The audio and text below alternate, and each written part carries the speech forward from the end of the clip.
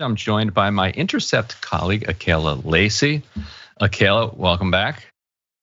Thanks for having me. Nice to see you here. And so we're talking about a new story that you have up about Texas, how Texas voting restrictions, on top of everything else we understand about voting restrictions, also have led to a shortage of poll workers. And you, in your story, you write about this, or you open it up with this crazy sign that was circulating on social media, where it basically is, please do not use cell phones while voting. Printed materials are allowed. And then it says, it's kind of handwritten over it, sorry, no Democrat voting, parentheses, not staffed. And it's like, oh, no Democrat voting. Okay, wow. So what happened? Like, why was there no Democrat voting? Was this a one-off? And what did you find was a cause of this inability of people to vote? So yeah, this happened in Tarrant County, which had an extreme number of dropouts of election judges and election workers in the days leading up to the primary, on primary day.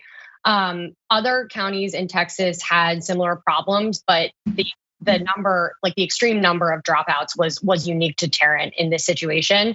My understanding and what we reported is that a lot of people dropped out for various reasons, partially because of COVID, partially because of concerns that the mask mandate had ended at a lot of these sites. A lot of poll workers are elderly or retired and more susceptible to contracting COVID.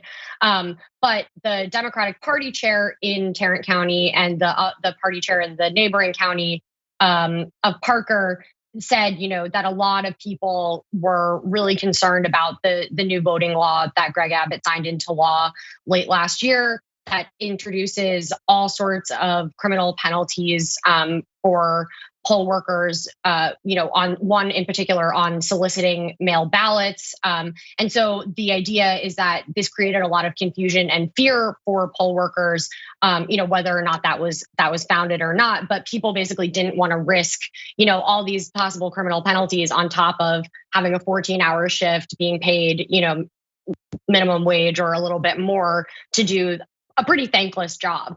Right. So yeah, one of the poll workers that we spoke to, this city in particular sits on the border of these two counties in Texas. So it's common for people to vote on the wrong side or get sent to the other side. And one of the election judges on the other side, who they received voters who were turned away at this place in Tarrant where the sign was. He said that he has been doing this job for 5 years and still has a lot of fear over what the new law might mean, and what he is and isn't allowed to do actually at the poll.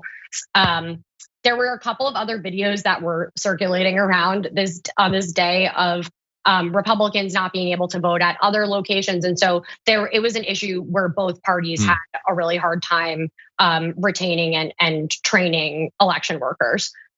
Right, and the backdrop for some of this is there. I remember there being an incredibly egregious case where Greg Abbott went after, the Texas Attorney General went after a woman who, locked up a woman for voting after the woman had asked. She said, she followed all the rules. She said, she was either on probation or parole. I don't remember precisely. She said, am I allowed to vote? And she was told, yes, you are allowed to vote. She said, okay, I just wanted to make sure because I'm, this is my situation. And then she voted and they locked her up for like 6 years or something.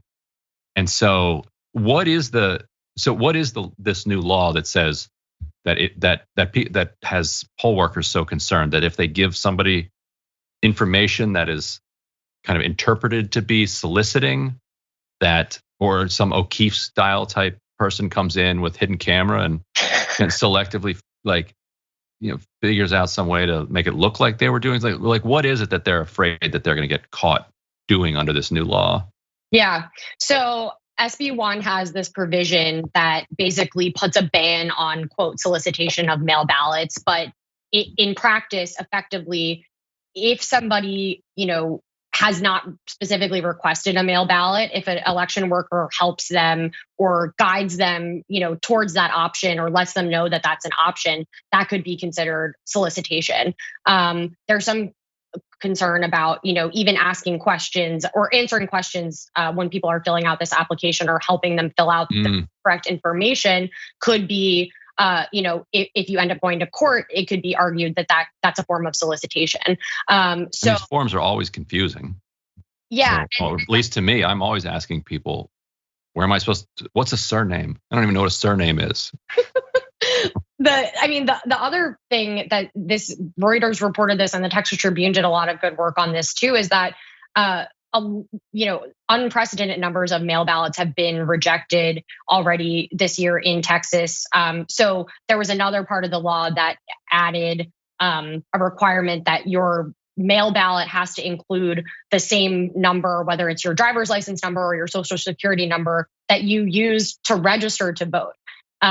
If there's a discrepancy there, then they can reject the ballot. That happened a lot of times. And so these two pieces sort of work together, where there's an added level of uncertainty around what's actually required on the ballot. And then there's an added penalty for actually helping people figure out what they're supposed to include in order to have their vote counted.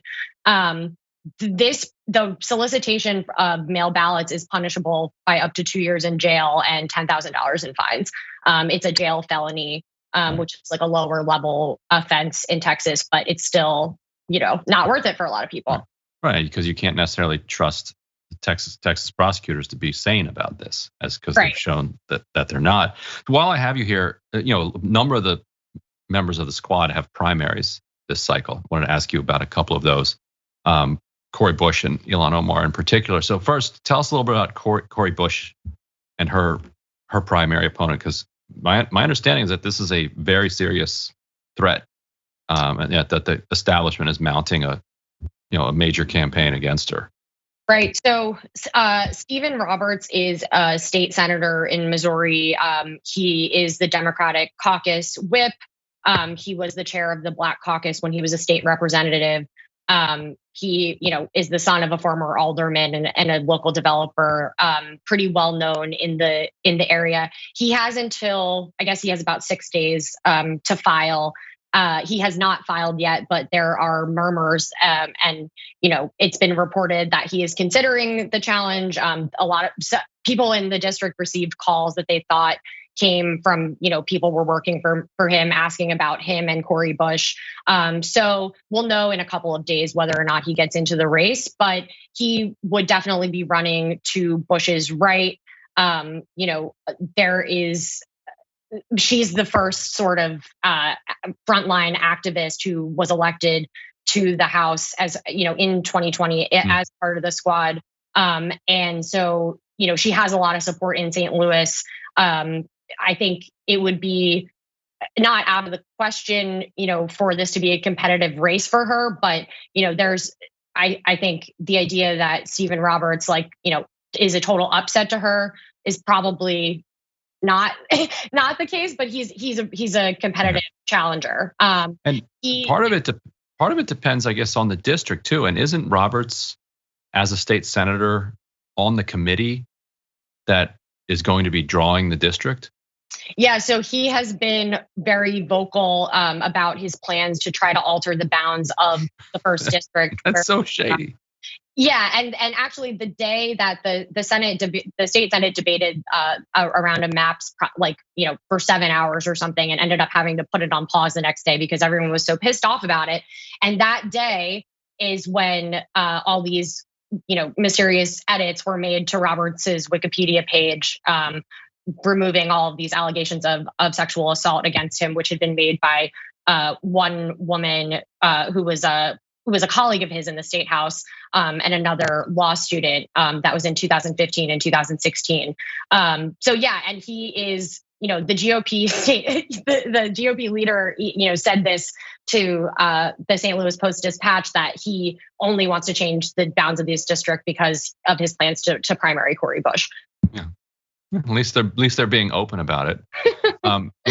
Quickly, what about Ilhan Omar? She's got a couple challengers actually, but who do you think? Who's the most serious, and who are they? So a former city council member named Don Samuels, who him and his wife started this project called the Northside Achievement Zone. They're very active in the community in Minneapolis. He launched his campaign a few weeks ago. It's being managed by the person who managed Jacob Fry's campaign last year, a former state house rep, DFL, Democratic Farmer Labor Party activist.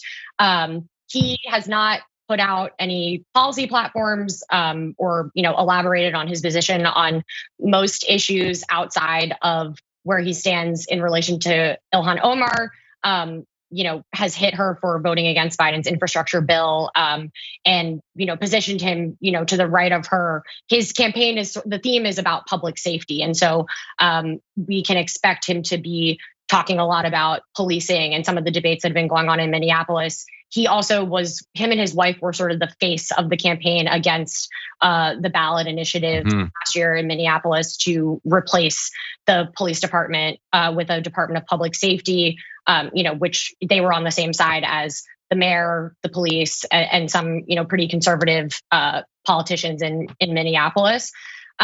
He is kind of a strange character. Like, the stories about him in Minneapolis are, he wrote an op-ed in the Star Tribune about pulling someone over for urinating in public and then getting his phone stolen. He's kind of known, he's someone that people don't necessarily take seriously in the circles, but it seems like more of a situation where the Democrats who have wanted to take Ilhan out of office see him as a useful vessel for their aims, particularly with his positioning after the protests in 2020, before which his career was pretty quiet.